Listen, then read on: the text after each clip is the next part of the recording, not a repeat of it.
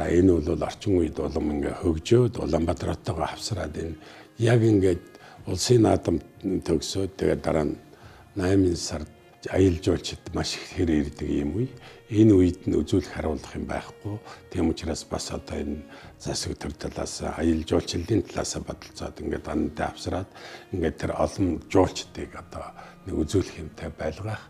Шашны талаас бол сүсгтэн олондоо энэ гүрэм заслыг хийгээд энэ нэг жилийн бүтэн одоо заслыг хийж байгаа.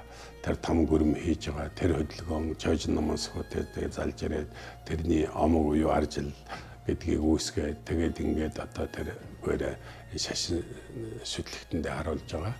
Нөгөө талаар нь бол бас одоо энэ дээр бол лам нар олон газрын лам нар хурж ирж биеиндээ туршлага асуудалдаг. Яаж хөгжид дэвшилж чажин яаж энэ хамгийн сайхан дуутай хамгийн сайхан жоор хэлцэж байгаа гүн ухаантай хамгийн сайхан хуц сэргэлээ өмссөн хамгийн сайхан бүжгэлж байгаа тэр одоо хамгийн сайхан хөгжим дарж байгаа тэрнийга дуурайж ингэж шашин нийтээр зэрэг босч ирэх ийм чотог байж байгаа. Ийм учраас бол энэ даншиг наадам гэдэг бол их гайхамшигтай болдог. Ингээд энэ дээрээ хуучин уламжлалаа нэмээд бүх барилддаг. Энэ бүхийг бол Монголын ард түмэн их үнэлдэг. Ягаад гэвэл ямар ч амлалт байхгүй сугатаагаар явцдаг. Бүх даваанууд нь сугатаагаар явдаг.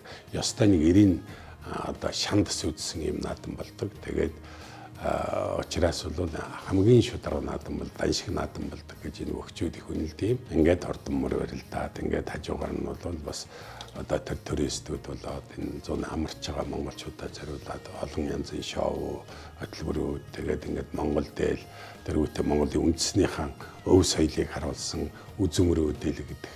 Тэгээ бас одоо тэнд бол ингээд дуу хуур явагдах оранж одоо залуучууд тарцсан шоу тэргүүтээ ингээд энэ зуны 8 сарын одоо үед ирж байгаа жуулчин туристүүд тэгээд монголчуудаа зориулаад ийм сайхан наадам хийдэг болж байгаа.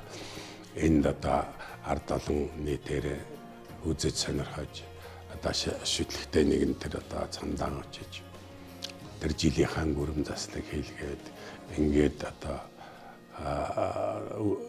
наадмаа үзье гэж очсон нь бол аль өөрийнхөө сонголтоор наадмаа үзээд ингэдэг нь ийм нэг сайхан баяр болоод байгаа юм да.